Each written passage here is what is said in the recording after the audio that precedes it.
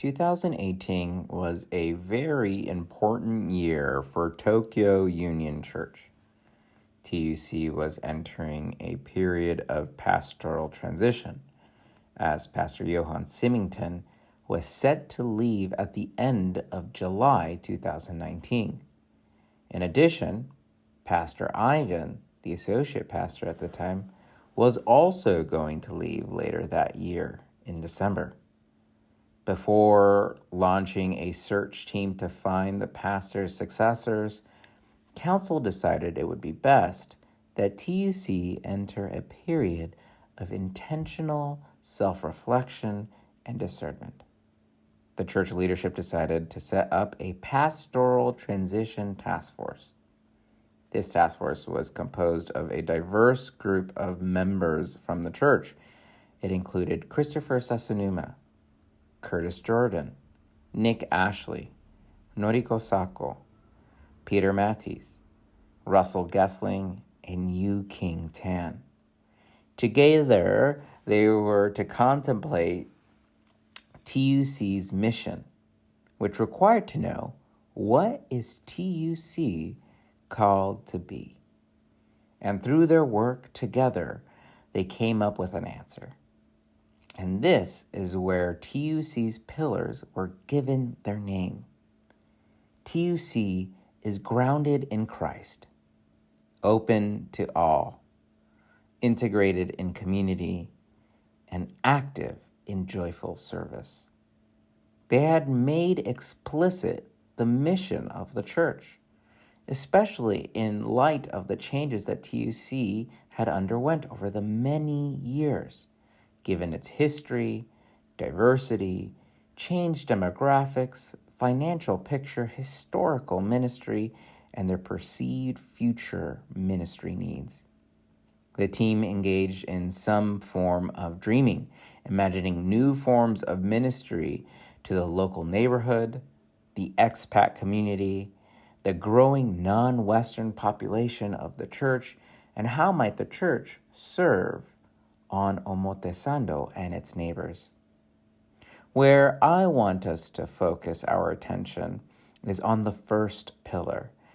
They saw the church's mission is to be open to all. The questions they asked was, how are we to help the church to be accepting and welcoming of those who are outside the boundaries of our current church? How can we best be as open as Jesus, yet still have a clear identity for ourselves? Who is our target audience? Who do we exclude? How do we cater to the curious versus the comfortable? And they found that the answers for TUC were the following. 1, embrace the diverse English-speaking community. Embrace people on the margins. And lastly, embrace a focus on Christ. This was all culminated with Nick Ashley as he wrote the following in the spring issue of 2019's Koinonia magazine when summarizing the task force results, specifically about the pillar of open to all. He says, one thing that makes TUC different is how we're really open to all people, all nationalities, all backgrounds, all types of Christians. We're like the United Nations here. Apparently, there are actually over 40 nationalities in the congregation. That diversity is really at the heart of who we are and how we worship. But that was not always the case. And that is what we're going to discuss on today's The Past Informing the Future. Whose house? Which community? Last week, we heard about how Tokyo Union Church became a community church from a missionary church, where there was an embrace of the English-speaking community in Tokyo, Japan. And this was a concerted effort on behalf of Tokyo Union Church. As of 1916, in the Christian movement in the Japanese Empire, including Korea and Formosa, a yearbook, Tokyo Union Church was criticized by William Martin, a Presbyterian minister and missionary with significant influence in missions all throughout Asia. While Reverend Martin praised Kobe and Yokohama Union churches, he gave 3 constructive criticisms to Tokyo Union Church. 1.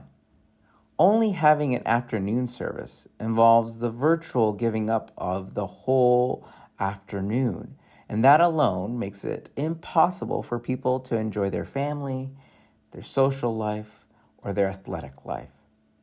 These were the things that majority of the non-missionary foreigners crave on a Sunday afternoon. Looking down upon the fact that TUC's non-missionary membership was about 10%. That is, 10 people out of 100 were not missionaries or missionary-related families. So a largely missionary church attended by missionaries, served by a missionary pastor, is another factor that made it very unattractive from the point of the average lay person who wanted to attend a church on a Sunday. And the third thing is that the fact that the pulpit of Tokyo Union Church was not served by a regular full-time pastor. He noted that the church social life was entirely unorganized and that there was no general pastoral visitation of the community, and that the church life is limited to a preaching service and a Sunday school. Because of these 3, he believed that TUC was inadequate to, quote, meet the spiritual needs of the large general foreign community of the capital of Japan, and that the time is at hand for a radical change in the nature of the church and its ministrations. Tokyo was growing, and so was the foreign community. So what did TUC do about it? Well, TUC created a committee of 24 people to study into the problem of the complete organization of the church, and hopefully together with the calling of a full-time pastor to the pulpit, they're able to ameliorate these criticisms. The committee actively worked and hoped that it would be able to secure possible funds to secure a pastor such that the church can be reorganized and cater to this growing and burgeoning community. Well, 4 years later, in 1920, the church published the Tokyo Union Church, its efforts and its aims, its strategic position. And it directly addressed all the concerns that Reverend Martin brought to the fore. TUC saw this as a growing opportunity, quote, touching and influencing the life and thought not only of the capital city itself, but through the travelers, businessmen, teachers, missionaries, and students in all quarters of the Japanese Empire and other large parts of the vast Mongolian world. They set up their sights to acquire a church building of their own, which would shortly be thwarted by the Great Kanto earthquake. But what is key in this document was answering a very similar question that the Pastoral Transition Task Force would also be asking almost 100 years later. The perennial question of who is the target audience, who is to be a part of TUC's community. In 1920, they decided the following would be a part of their constituency. 1, the diplomatic corps. 2, the businesses community. 3, missionaries and their families. 4, teachers of the government and of private schools. 5, tourists. And last is 6, and Japanese students, businessmen, officials who have returned from living in the West, sympathetic to Christianity, and wanted to maintain English-speaking friends.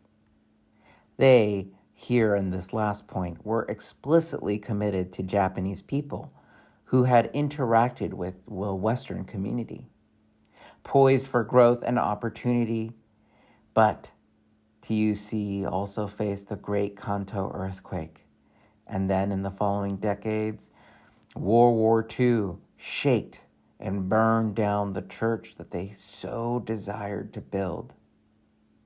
It was not until 3 decades had passed that they would call a full-time pastor to a newly rebuilt church on the lot where TUC currently stands. What community participated and survived the Great Kanto earthquake and World War II? Did it reflect the desired community that the 1920s TUC leadership prayerfully answered?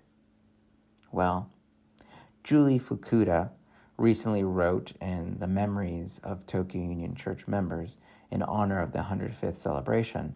She wrote the following, quote, Paul and I first came to TUC in the early 1960s. In those days, the congregation was made up of mostly well-financed expat families, and we were pulled aside after the service and told, Japanese have their own churches. You go there. We did often come to TUC for services at Easter and Christmas, but were made to sit in the basement listening to the service on a speaker. In the early to mid-1970s, Paul got a job with Bankers Trust as a head of the Tokyo branch, and our family was reluctantly allowed to join, though still somewhat outsiders. Unquote. How could this have been? Well, in our book, Church for All Seasons, A History of Tokyo Union Church, explains that Japanese membership was always a little bit difficult. It writes, another potentially sticky question had to do with receiving Japanese citizens into membership in Tokyo Union Church. It had a history of being troublesome, even though since 1872 it was evident that some Japanese were interested in the Union Church.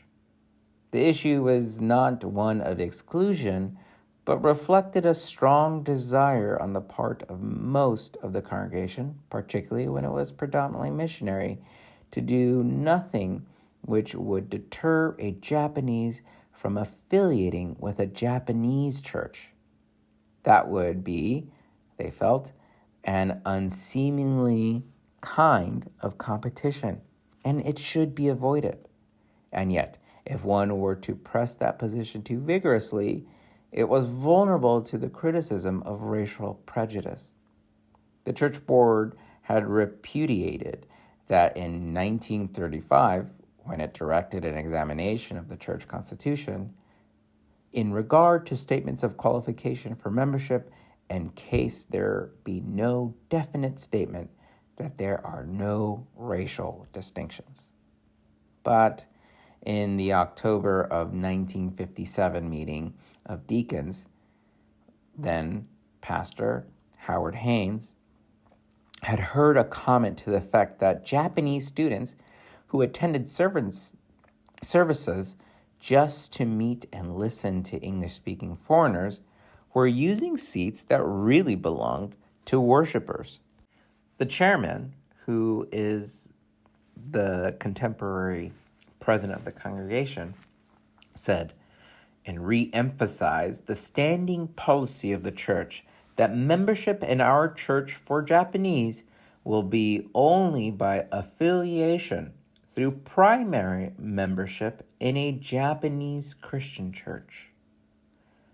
So the position of the time was that a Japanese person could be a member of Tokyo Union Church only if they were already a member of a Japanese congregation.